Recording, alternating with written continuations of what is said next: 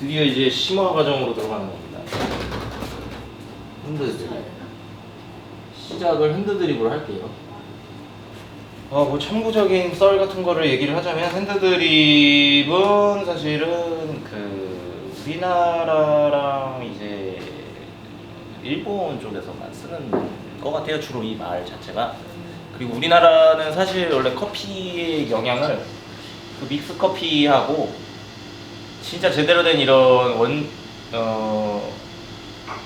그 원두를 써가지고 이렇게 100% 천연 재료로 커피를 이렇게 블랙 커피를 만드는 걸 사실 일본 영향을 거의 받았다고 해도 과언이 아니에요. 그래서 1세대로 핸드드립 하시는 분들은 다 일본에서 배우고 그랬습니다. 그래가지고 일본식 영어예요, 핸드드립. 그래서 서구권에서는 사실 보면은 이제 브루잉이라는 말 들어보셨어요? 네. 그쵸? 요새 이제 뭐 인스타나 뭐 이런 데 보면은 이제 브루잉 커피 이렇게 얘기하는데 이게 이제 영어권에서 하는 얘기입니다. 이게 브루가 이제 얘도 이제 뭐 녹인다는 뜻이라고 보면 돼요. 이게 더 가깝습니다.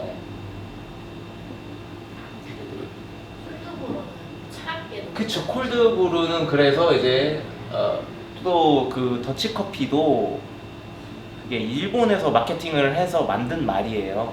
근데 우리나라가 아무래도 또 일본에 계속 영향을 받다 보니까 더치커피가 아직도 핸드드립처럼 많이 쓰죠, 말을.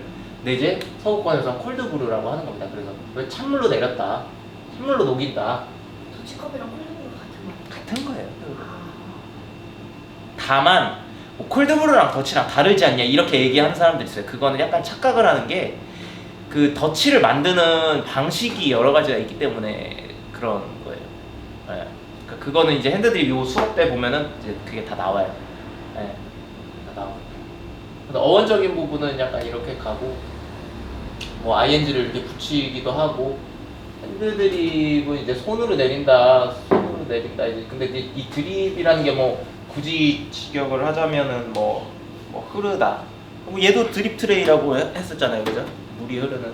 근데 저는 왜 굳이 이렇게 이름을 붙였을까라고 생각을 해봤는데 또 재미난 게 뭐냐면 이 서구권에서 하는 이 브루잉하고 우리가 제 세대죠. 그러니까 저도 사실 이제는 고인물이거든요. 커피계에서는. 근데 요즘 20대 친구들은 이제 미국 영상이나 유튜브나 이런 걸 통해서 이제 브루잉을 많이 레시피를 참고해서 이렇게 해요. 근데 저는 옛날에 처음에 이제 핸드드립 같은 걸 이렇게 배우고 하면은 그 모습이 약간 달라요. 재밌는 거는. 그래서 혹시 이렇게 이름을 짓지 않았을까 하는데 요새는 물을 이런 식으로 그냥 주입을 하거든요. 좀 강해요. 약간 좀 포물선식으로. 근데 이제 예전에는 굉장히 그런 걸 강조했어요. 조심스럽게 물을 떨어뜨리는. 예. 조심스럽게 이렇게 거의 수직이 되게끔. 그래서 이렇게 흐르듯이 조심스럽게 이렇게 하니까 핸드 드립이라는 표현을 쓰지 않았을까? 약간 이런 생각도 좀 해보고 그냥 이거는 제 피셜이에요. 근데 아무튼 이런 차이가 있습니다. 그리고 요거는 이제 알고 가셔야 될 것 같아서 왜 그러냐면 이제 바리스타라는 게 제가 이제 초급에서도 초창기에 말씀드렸죠. 그 이제 막 뭐 그때 기억하기로는 도피오나 뭐 이런 거 얘기하면서 했던 것 같은데 용어들을 그래도 알아야 돼요. 알아야 되니까 또 이게 뭐 커피 맛을 내는 거랑 연관이 그렇게 있진 않지만 모르면 나중에 쪽팔릴 수 있으니까. 이게 아무튼 핸드드립은 그렇고 근데 저도 이게 입에 붙어가지고 수업하면서 이렇게 설명을 할게요. 제가 이렇게 핸드드립이라고 얘기를 할게요. 브루잉과 이제 핸드드립 이렇게 있고 근데 일본식 영어를 이렇게 쓰는 건 좀 그런가? 브루잉으로 해져 있어. 아 그래요? 저 서구권을 써야 되니까 알겠습니다. 브루잉 이 정도의 이제 언어적인 차이가 있고 그러면은 이제 이 브루잉 수업을 어떠한 방향성으로 우리가 가느냐 이걸 제가 일단 한번 짚고 넘어갈게요.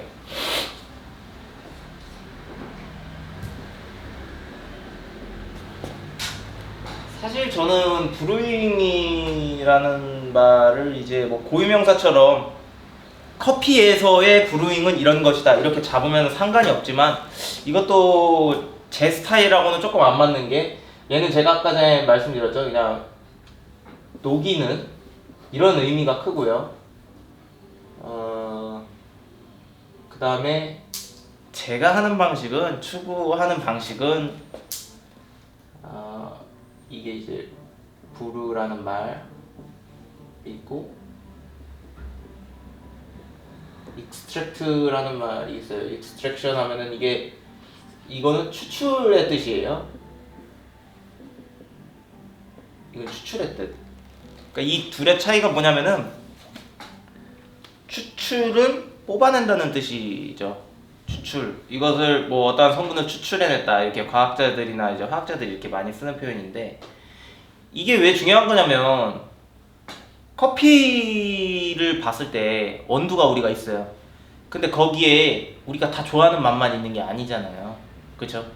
거기서 쓴맛도 있고 시큼한 맛도 있을 수가 있고 또 뭐 그와 더불어서 나는 향들도 우리 이제 커피 시간에 배웠지만 뭐 테인트적인 그런 향이 있을 수도 있고 반면에 우리가 좋아하는 향들도 있을 수 있고 근데 녹여버린다는 거는 그냥 쭉 다 뽑아버리면 그거를 장단점이 공존을 하겠죠.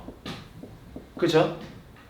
근데 익스트랙션을 저는 추천을 하는 이유는 그리고 또 이거를 공부를 이렇게 하는 이유는 단점을 빼고 장점만 부각을 시키기 위해서 이게 추출이라는 단어에 적합한 단어죠.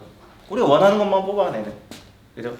잘못하면 단점만 뽑아낼 수도 있지만 이렇게 이거를 하는 방향성 그러니까 수업을 하기 전에 어떻게 이제 진행을 할 거냐 는 이제 추출에 대해서 알려드릴 거고 사실 최근에 이제 어떤 유튜브 영상이라던가 외국 뭐 SCAA에서도 이렇게 권장하는 그런 브루잉 레시피 이런 게 있어요.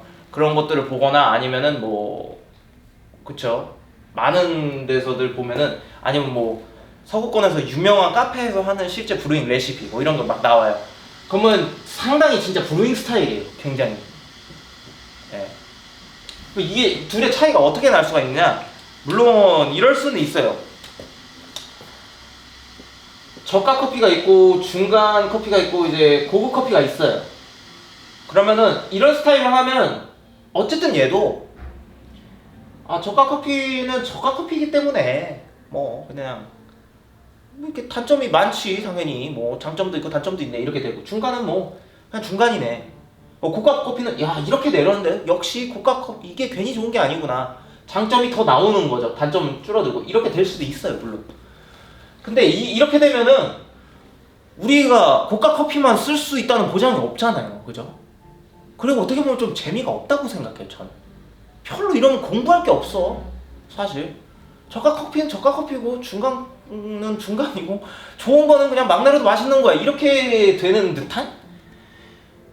진짜 재미라는 거는 진짜 바리스타라면 바리스타가 뭐랄까 우리가 이제 뭐 헤어 디자이너라던가 약간 셰프라던가 이런 사람들처럼 뭔가 이러한 딱 재료를 갖다 줬지만 저렇게 조합시켜서 기가 막힌 맛을 헤어 디자이너도 그렇잖아요. 야 이거 정말 노다빈 머리일 줄 알았는데 야 이거 정말 사람이 달라 보이네. 이게 무에서 유를 창조하는 거잖아요. 그죠? 근데 바리스타도 어떻게 보면 그런 개념인 건데 이거는 조금 아니지 않을까?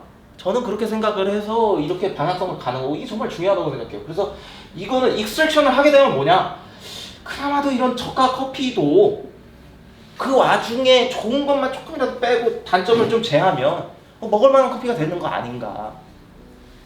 그래서 이쪽으로 이제 가는 거고요. 이렇게 이제 가기 위해서 이제 이 개념이 이제 있는 거고 그렇게 되면은 이제 뭘 알아야 되냐면 변수들을 알아야 돼요. 변수들.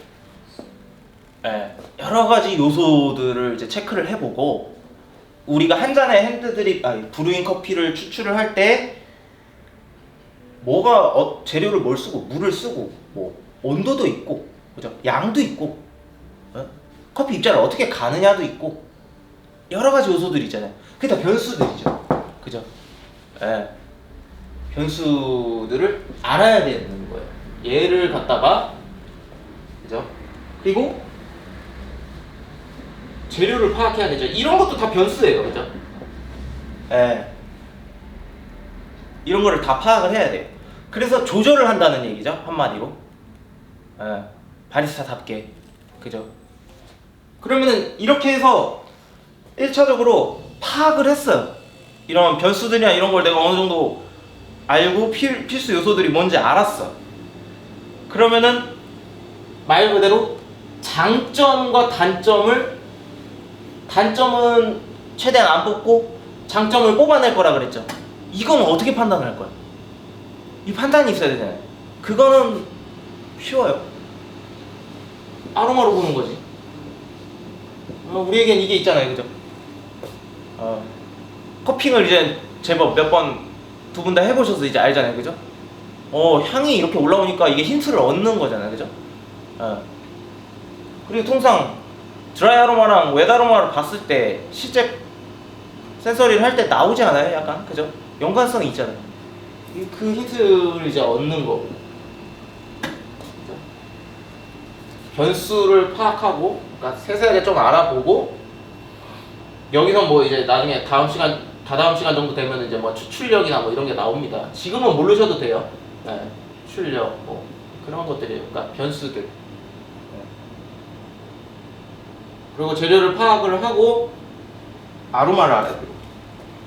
네, 마지막 또 세 번째 필요한 거. 그러니까 첫 번째, 두 번째, 세 번째가 이제 뭐냐면, 그러면은 이렇게 해서 장점을 뽑아내고 단점은 이제 빼는데, 단점은 없애고 장점을 최대한 부각을 시키는데,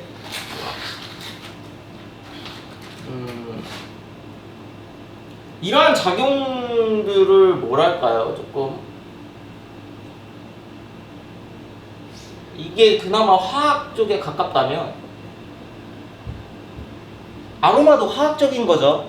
왜냐면 이렇게 증기로 우리가 향이 올라와가지고 그거를 이제 맡는 거잖아요. 그죠? 물하고 접촉했을 때.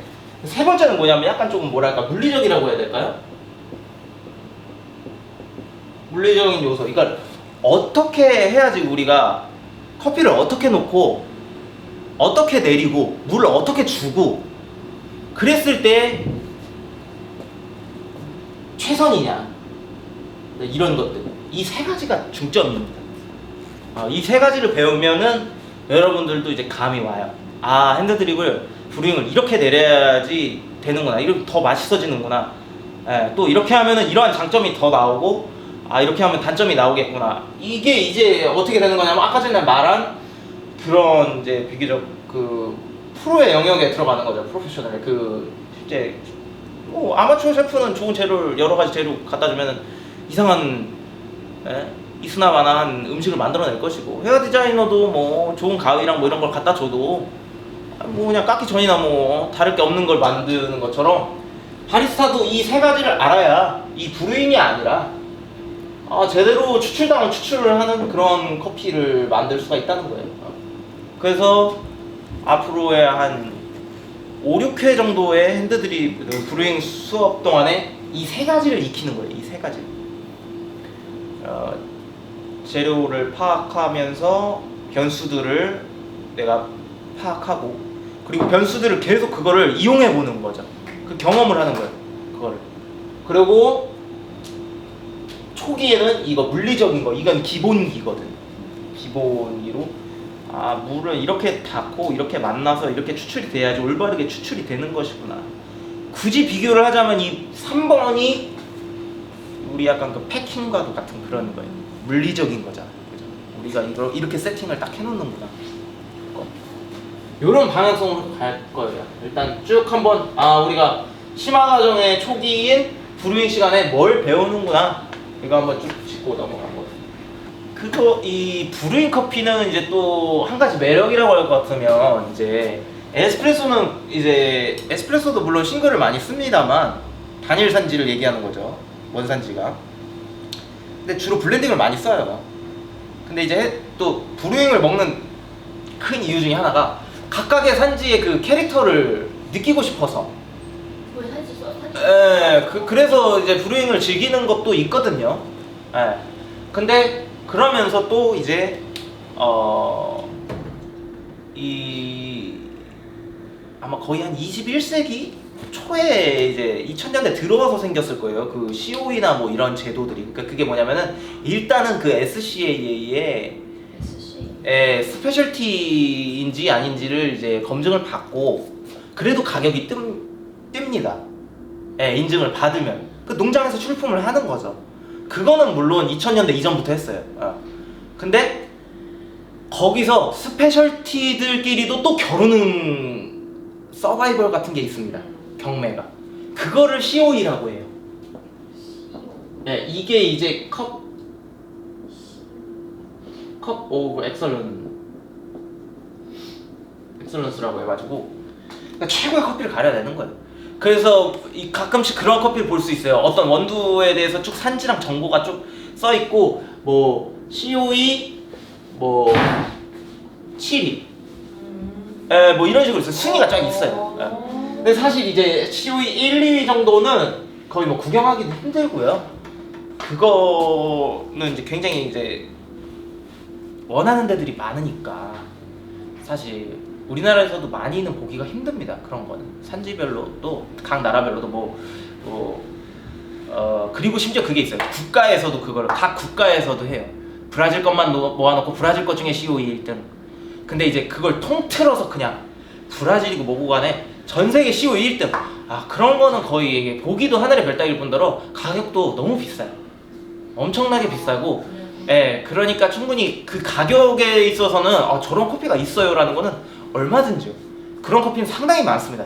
COE 뭐 한 10등 안에만 들어도 굉장히 비싸질 수가 있어요. 근데 이제 그 말씀하신 뉘앙스가 뭔지는 모르겠지만 그렇다면은 5,000원 커피를 먹었을 때와 10,000원짜리 커피를 먹었을 때 그럼 두 배가 맛있냐? 그거는 확답을 할 수가 없다는 얘기죠. 바리스타인 저로서.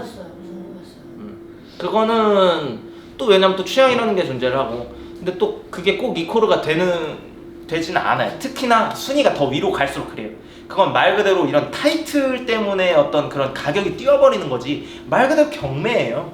그렇기 때문에 그냥 천정부지로 가격이 막 뛰는 거지 그렇다고 그 커피가 막 일반 스페셜티 커피에 막 2배, 3배, 10배 어떤 건 가격이 10배 이상 나가는데 그 10배의 값어치를 그 맛을 느끼게 하느냐 사람한테 아니에요. 절대 그렇지 않습니다. 거기 어떤 그런 많은 그런 네임밸류와 상징성이 붙어서 그 가격이 책정이 된 거지 경쟁이 붙고 막 이래서 절대 그렇지는 않습니다. 커피라는 게 그렇죠. 왜 비싼지 실례인가요? 아니죠. 그런 거 얼마든지 물어봐도 되고 그거는 그냥 간단해요. 거기서도 아마 똑같은 얘기 할걸요. 생두값에 비례해서 책정을 하는 거라고 하겠죠, 당연히. 우리가 모든 걸 이제 모든 음료나 뭘 팔 때도 아메리카노보다 바닐라 라떼를 비싸게 파는 이유가 뭐겠어요? 바닐라 시럽 들어가고 우유 들어가니까 1,000원, 1,500원 더 비싸게 받잖아요. 똑같은 거예요. 그 사람이 바리스타가 그 콩을 더 비싸게 가지고 오니까 비싸게 팔 수밖에 없는 거예요. 그러니까 어쩔 때 보면 말도 안 되는 가격들이 있는 거예요. 그게 막 COE 막 2, 3등 한 거면 커피 한 잔에 막 4만 원 막 이러네? 어쩔 수 없는 거예요. 파는 사람도. 그래야지 우리도 마진이 그거 남으니까 그거 미치고 팔 수는 없는 거니까 그런 거라고. 이제 3번부터 갈 거예요. 3번부터 가는데 일단 소 제목부터 이제 다 그래도 써야지 정석적으로 하려면.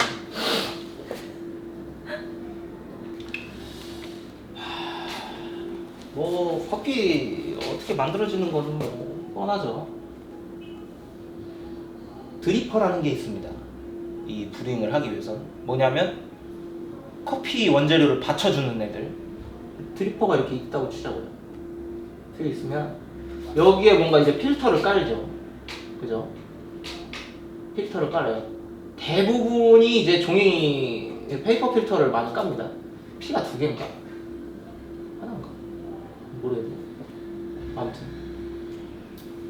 이렇게 있으면 여기에 이제 커피를 넣는 거예요. 이렇게 커피를 이렇게 넣죠. 얘네들을 갖다가 아까 전에 제가 말했죠. 추출의 뉘앙스를 저는 가르친다고 했잖아요, 그죠? 추출의 뉘앙스. 녹이는 그다음에 요거를 하나 알아야겠구나. 그러면 이 추출에는 대표적인 방식이 있어요. 우리 커핑 했잖아요. 그거를 뭐라고 할까요? 그런 식으로 해서 먹는 거를. 우리가 그걸 관찰을 잘 해봐요. 이거랑 달라. 우리 커피 추출할 때 우리 에스프레소 추출도 어떻게 돼요? 이거랑 똑같아. 이게 포타필터라고 보면 되잖아요. 브루잉에서의 드리퍼가 여기 에스프레소에서는 포타필터예요. 이거는 이 필터가 여기는 주로 종이 재질의 페이퍼 필터를 쓰지만 이건 지금 메탈로 알아서 이루어진 거잖아요, 그죠? 필터가. 어떻게 돼? 위에서 물이 내려오면 아래로 투과가 되는 거잖아요. 그래서 그걸 투과시키라고 그러면 SCA 방식에서 커피할 땐 좀 다르잖아요. 우리가 커피를 어떻게 먹어요? 어떻게? 예, 매주 했잖아요, 우리. 숟가락. 아니 근데 이제 가라앉아. 그쵸, 그냥 같이 놓잖아요. 물하고 커피를 그냥 같이 놓잖아요. 처음이랑 같이 먹었어. 예, 우리가 이렇게 통과시키지를 않잖아요. 네. 통과시키지. 이거는 뭐냐면 투과라는 거는 이게 통과할 때 과자일 거예요, 그죠? 이렇게 물이 내려와서 여기를 뚫고 나온 거 요거를 마시는 거잖아요. 근데 이제 침지식이라고 침지가 있다고. 침지는 뭐냐면 이렇게 분리 과정이 없고 같이 있는 거예요. 커피랑 물이 이렇게 이렇게 있는 거예요. 네. 이게 진짜 정말 중요한 겁니다, 여러분. 머신이 침지식인 거죠? 아니죠. 그냥 커피 마르는 게 가라앉아. 담가놨잖아요. 그렇죠. 머신은 투과한 거죠. 그런데 그 질문이 굉장히 중요한 거예요. 근데 100% 투과이지 않을 수가 있어요. 그래서 커피 하는 사람들 하는 말들이 여기에 반자를 넣어요. 반자 넣는 거 되게 좋아요, 커피에서. 반투과 혹은 이것도 아니고 저것도 아니고. 반침지 이런 얘기 많이 하거든요. 이게 진짜 정말 중요합니다. 제가 바리스타 생활을 오랫동안 하면서 느낀 거는 이 바리스타를 잘 한다는 얘기는 침지와 투과의 그 어떤 이 커피를 얼만큼 투과 스타일로 했고 얼만큼의 침지를 두느냐에 따라서 이 커피가 완성되어 있는 커피가 어떤 맛이 될까, 이거를 아는 사람이 진짜 프로예요. 이게 나중에 가면은 이해가 가실 거예요. 지금은 몰라도 아무튼 이런 원리가 있습니다. 그래서 추출에는 반드시 이걸 알아야 되고, 그래서 어쨌든 여기가 물을 뭐 과다하게 부으면, 제가 쉽게 설명을 한다면 이게 막 둥둥 잠깐이라도 떠 있는 시점이 있겠죠. 물이 차서 내려오는 것보다 여기서 내가 더 많이 부으면 뜰 거 아니에요. 그게 반침지인 거예요. 뜨는 게. 일정 부분 여기에 머무르잖아. 이렇게 둥둥 커피랑 떠가지고 물이. 그게 약간의 침지가 되는 거예요. 그것도 100% 침지라고 될 수가 없죠. 왜냐, 약간씩 투과가 되고 있으니까, 그죠? 근데 또 어떠한 우리가 작용력을 넣어가지고 여기를 뭐 굵게 만든다든지 해가지고, 아니면 물을 세게 주입을 해버린다든지 해가지고 이거를 그냥 물이 고이지 않게 투과를 한다. 그럼 그건 거의 100% 투과식인 거고, 어떤 이러한 것들이 있겠죠. 우리가 브루잉을 하면서. 근데 중요한 건 일단 이걸 떠나서 아까 전에 그 3번을 제가 오늘 배울 거라고 했잖아요. 그건 뭐냐면은 그래도 그나마 변수 없이 얘네를 고르게 추출해내는 거. 그러니까 추출해서 아주 중요한 그 전제 조건을 제가 얘기했잖아요. 여기서도 패킹 설명하고 이랬던 이유가 뭐예요? 우리가 막 도징 잘해야 되고 레벨링 해줘야 되고 템핑 반듯하게 해야 되고 이렇게 했던 이유가 뭐예요? 어느 한쪽으로 균형이 흐트러지지 않고 얘네 가진 커피 원재료를 물에 고르게 적셔져 가지고 뽑아내야지 잘 추출하는 거라고 했잖아요, 그죠? 잘 녹여내는 거. 그거를 오늘 설명을 하려고 해요. 그러면은 제가 해보니까 아까 전에 핸드드립과 브루잉 방식에서 핸드드립에 가깝다. 물을 주입을 하는 게. 커피가 있으면, 아니 물을 이렇게 쏟는다고 생각을 해봐요. 물을 내가 주전자로 이렇게 부어. 그럼 어떻게 되겠어요? 이쪽으로 이렇게 쏠리는 거잖아, 그죠? 여기는 별로 없어. 여기는 빈 공간이야. 그죠? 그래서 위에서 볼 때는 이렇게 동그라미로 드리퍼가 있고 커피가 이렇게 있으면 효율적인 방식은 중앙에서 시작해서 이렇게 달팽이 모양으로 고르게 부어주는 게 좋아요. 이렇게. 그래서 커피가 전체적으로 다 적셔지겠죠. 근데 그렇게 해도 애초에 포물선으로 이렇게 해버리면 네? 이쪽만 더 많이 이렇게 분포가 되는 거예요. 그러니까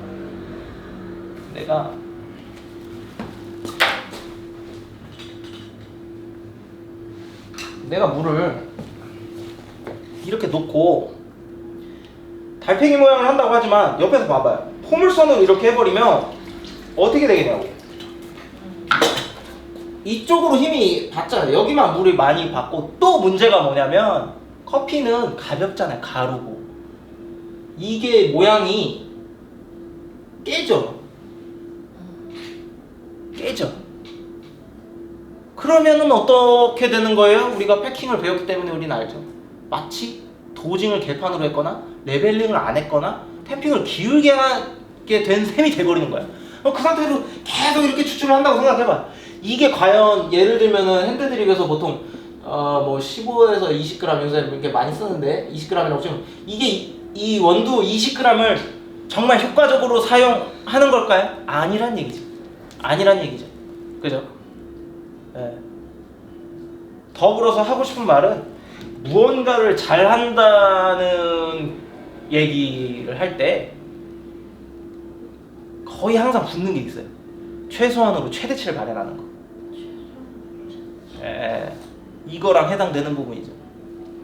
어떤 사람은 20g 썼는데 맛이 밍밍한 사람이 있고 어떤 사람은 20g 썼는데 커피가 정말 풍미 있을 수가 있어요. 근데 이렇게 포물선으로 붓는다면은 그렇게 풍미 있는 건 기대하기 힘들 거라고 봅니다. 이걸 10분 최소한 이 용량으로 최대를 발현하기가 힘들다는 얘기예요. 10분 활용하지 못하는 거. 그럼 어떻게 해요? 그러니까 이렇게 최대한 수직으로 떨어뜨리려고 해야 돼요. 그래서 커피가 망가지지 않게 또 균일하게 이렇게 퍼져서 여기 전체적으로 적셔질 수 있게. 예를 들면 물을 수직으로 떨어지게 노력을 해서 붓는 연습을 하라는 그쵸. 거죠? 연습을 이렇게 하면 안 되고 연습을 좀만 하면 거의 수직으로 떨어뜨릴 수 있잖아. 근데 또 또르르르는 문제가 될 수가 있는 게 또르르르 중요해요. 자, 또르르르잖아. 이거랑은 다르죠. 쪼르르르르.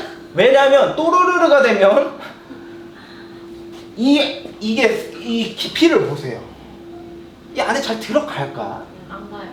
안 갈 것 같아요, 그죠? 힘이 안 가요. 힘이 안 가죠. 어느 정도는 약간 좀 찔러주는 건 있어야 될 거 아니야.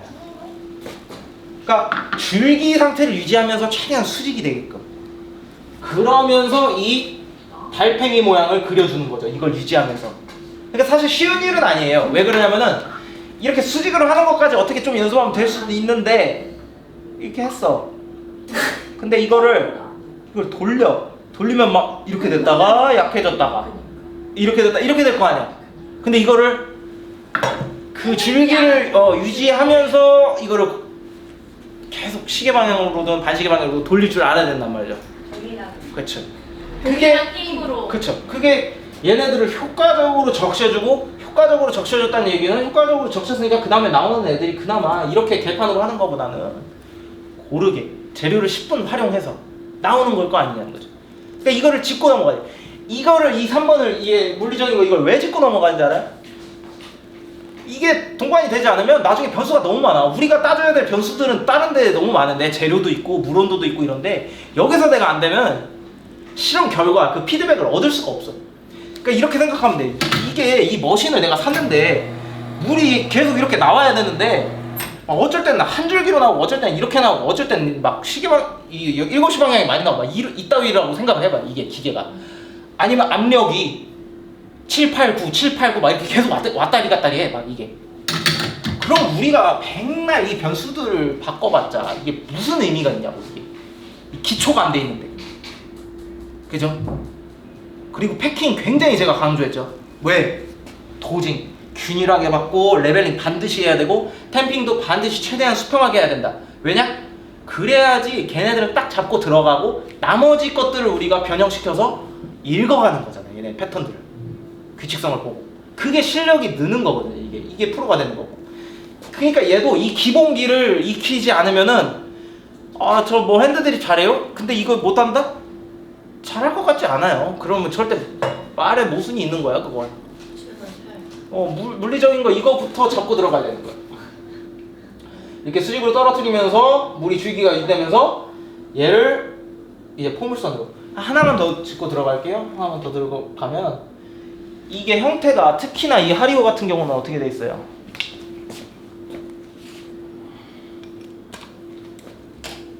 뿔 형태죠. 드리퍼가. 그러니까 굉장히 그 많은 분들이 이렇게 집착을 많이 해요. 이 분포도를 마치 이렇게 물 주듯이 그 식물에 물 주듯이 여기에 준 만큼 바깥에도 이렇게 꼭 주려고 해. 다. 근데 옆에서 봐봐요. 그게 맞을까 과연? 공평하게 주는 걸까요? 아 여기가 더 길어. 그 얘기는 뭐예요? 커피의 밀집도가 아래. 이렇게 있으면 가운데가 더 많아. 가운데가 훨씬 많은 거지. 여기가. 여기는 사실 이게 몇 그램 안 되는 거예요. 이 끝에는 특히 이 마지막 사이드 쪽은. 네. 요거 해봐요. 몇 그램이나 되겠어. 여기로 갈수록 많은 거지. 그러니까 중앙 부분에 더 오랫동안 물을 많이 줘야죠. 그래야지 얘네를 진짜 고르게 균일하게 주는 게 되겠죠? 그죠? 그거를 잘 생각해야 되고.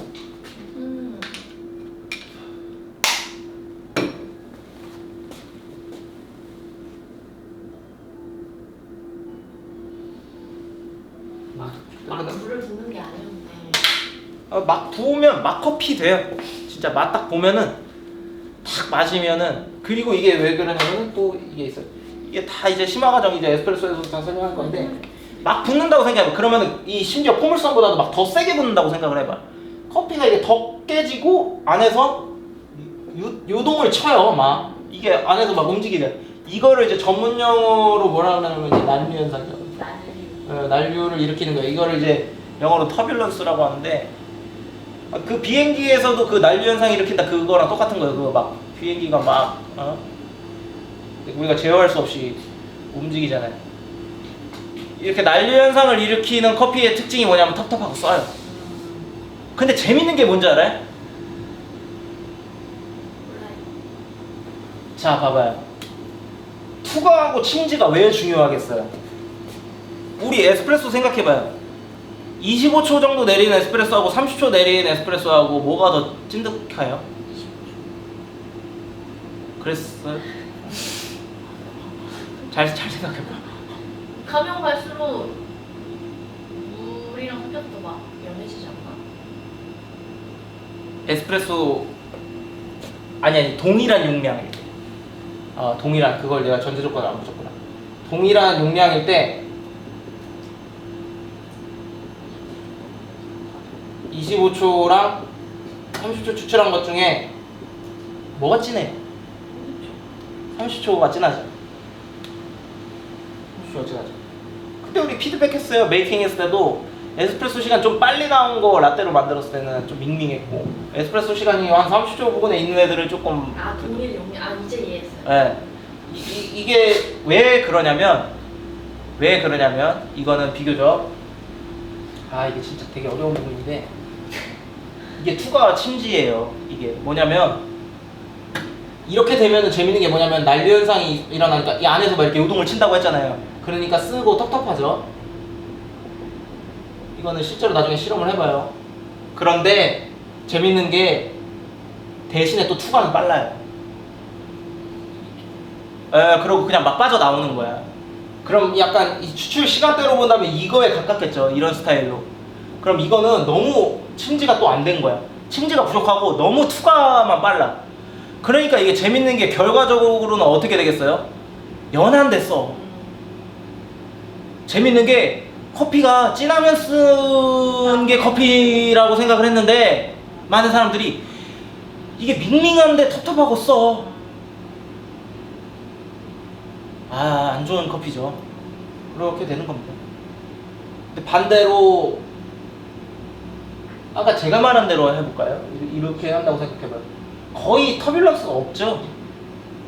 그리고 커피도 거의 움직이지 않을 거 아니에요. 굉장히 안정적인 거예요. 난류 현상이 없이 그대로 떨어졌어요. 그렇다 보니까 얘네가 가만히 있으니까 이 밀도도 좀 있고 얘네 커피끼리에 그러니까 찐득하게 뽑히는 거예요. 아주 약간의 침지가 가미가 되죠. 여기에 잠깐 머물러 있다 떨어지는 거잖아요. 그러니까 쫀득하게 뽑히는 거예요. 그러니까 어떻게 됐어요? 비교적 약간 이런 식으로 떨어지는데 희한하게 커피가 그래서 진한데 안 써. 좋은 커피죠. 무슨 얘기인지 알겠죠? 앞으로 이런 것들을 중점적으로 좀 잘 생각해보면서 드립을 하면 될 거예요. 그래야지 실력이 들어요. 드립 양은 얼마큼 나와요? 이거는 다음 회차에 나오나요? 그러면 이제 남은 시간은 이걸 실제적으로 이 이상적인 추출을 하기 위해 우리가 또 물리적인 추출의 연습을 한번 해볼 거예요. 이거를. 시타가 나오는 것까지는 아니고. 하나, 둘, 셋. 안 나오지 않는데. 그래도 괜찮은 거죠? 시장님 믿고 그냥 할게요. 저희 그냥 여기 앉으신 거예요? 그냥 여기 앉아요. 자, 그래서 처음 할 때는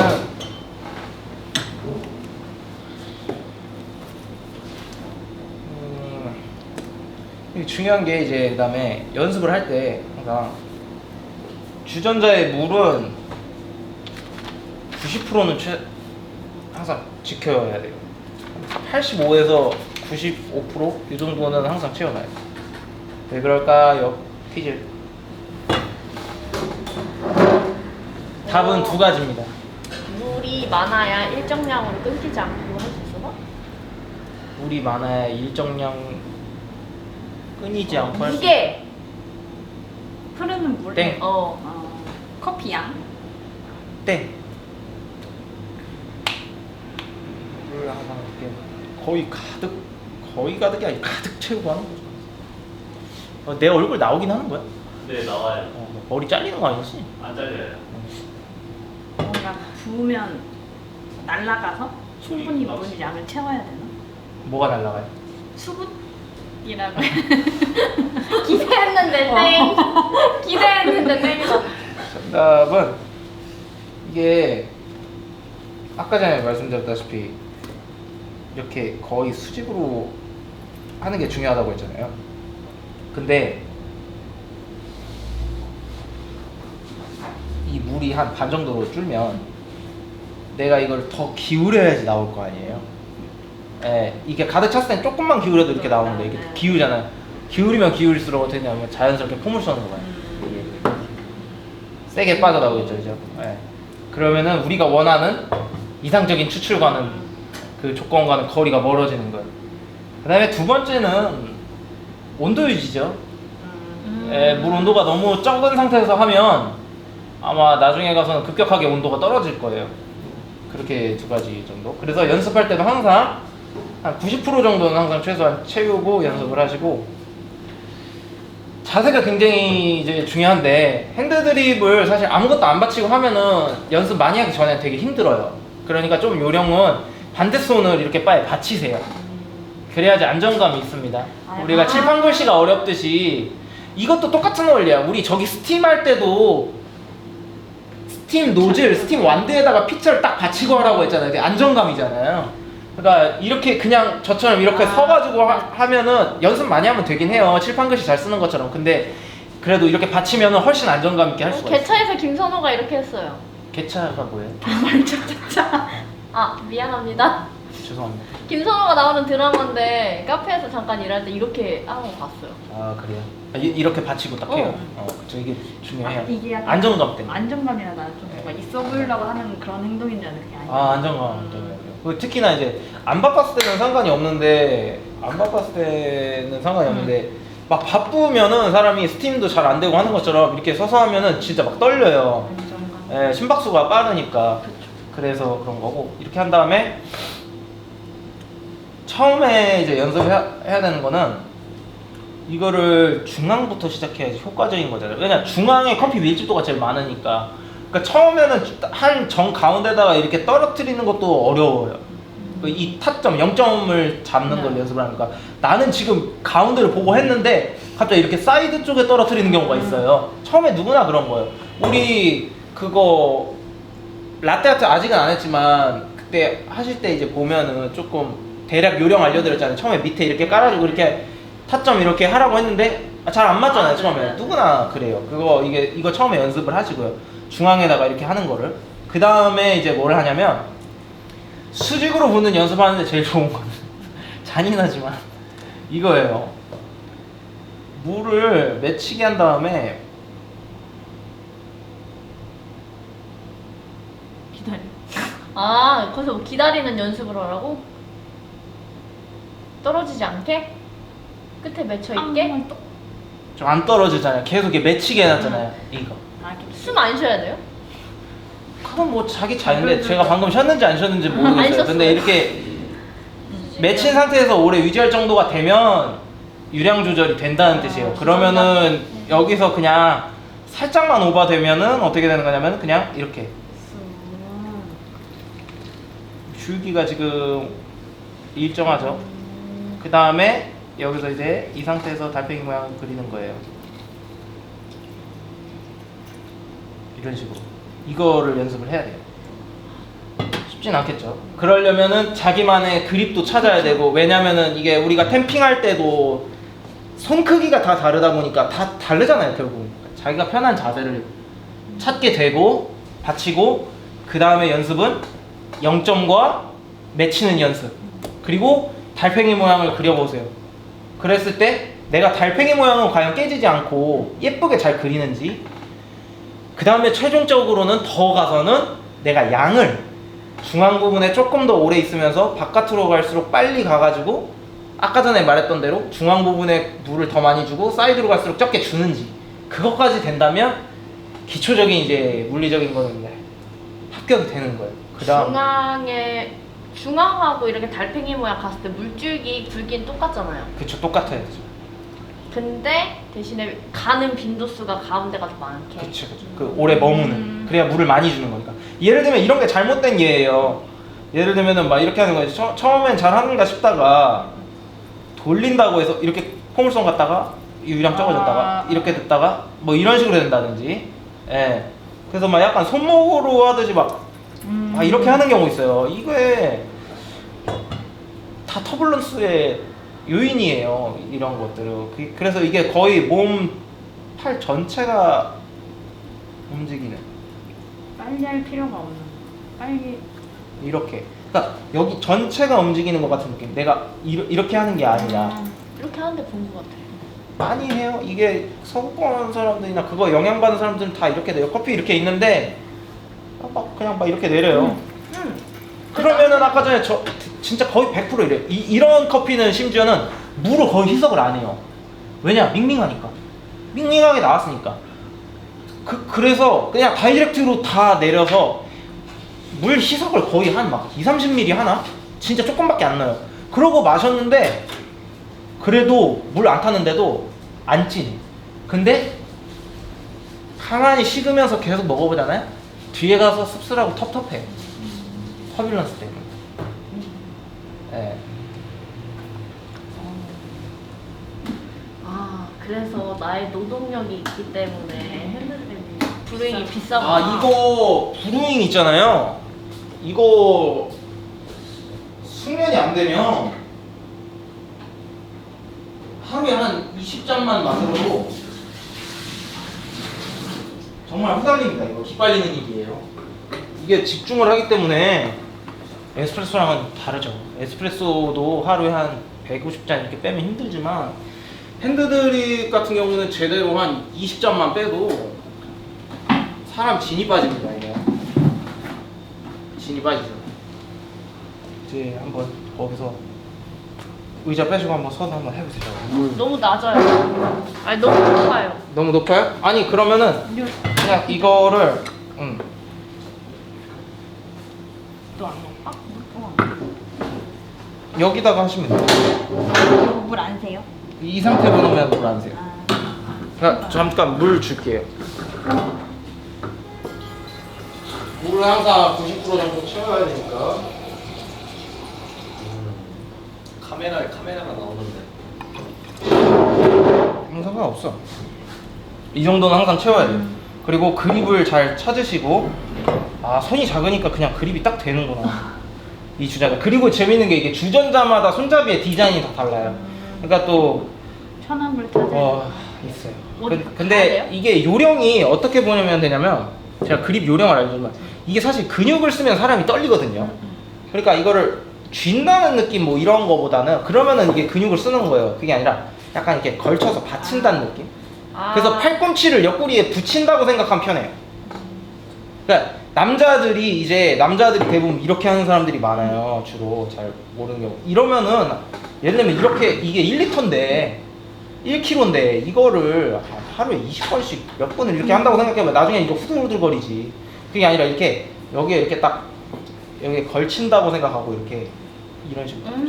팁이다. 이거 이대로 네. 자세 사진 찍어야겠다. 네, 이렇게 하고 불안정하면, 그리고 짝다리 짚는 것도 좋아요. 가만히 서 있는 것보다 짝다리 짚는 게 훨씬 안정감이 있어.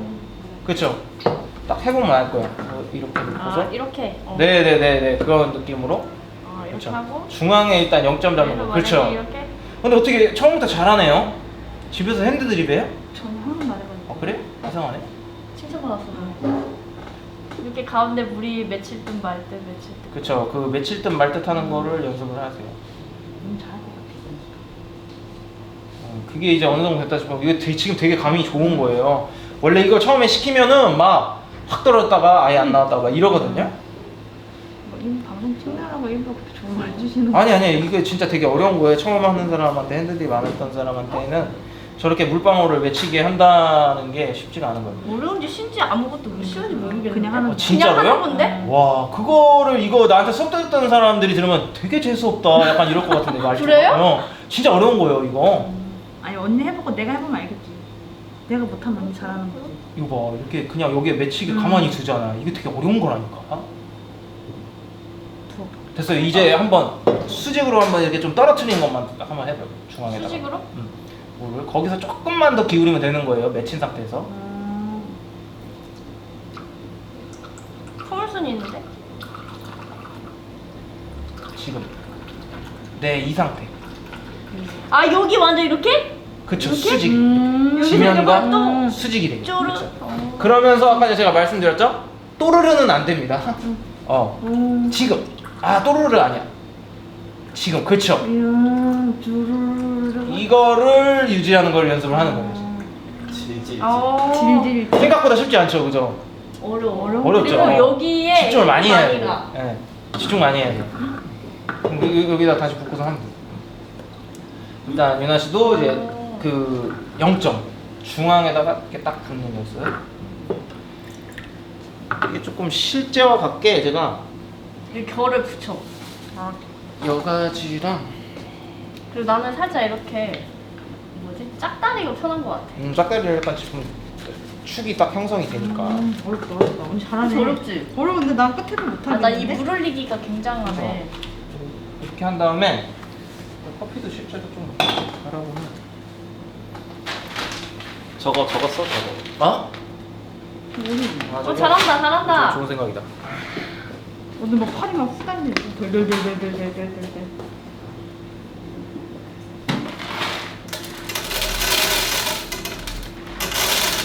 힘 많이 안 나니? 얘를 나는 아까 대표님이 알려준 이렇게 꺾인다 느낌으로 잡으니까 여기를 이렇게 좀 아래로 잡고 이제 딱 이렇게 뭔지 알겠지? 언니 알겠지? 알겠어. 아까 그 대표님이 어. 걸친다는 그립을 느낌이 찾으셨군요 이제. 더 결을 붙여야 들들 여기를 붙여 그냥 팔에 이렇게 붙여 배를 여기 붙여 중앙에 딱 떨어뜨리는 연습. 보여? 네, 보세요. 어느 정도 이제 되는 것 같아요. 하고 줄기를 유지하는 거예요. 지금도 약간 포물선이야. 지금 또르르르. 쉽지 않죠. 어려워. 너무 이거 어려워. 연습해야 돼. 남은 시간 이걸 계속 연습을 하세요. 그리고 제가 말씀드렸죠. 이게 된다. 수직으로 떨어뜨리는 거 유지하는 게 된다. 그럼 달팽이를 그리는 거예요 이제. 중앙에서 바깥으로.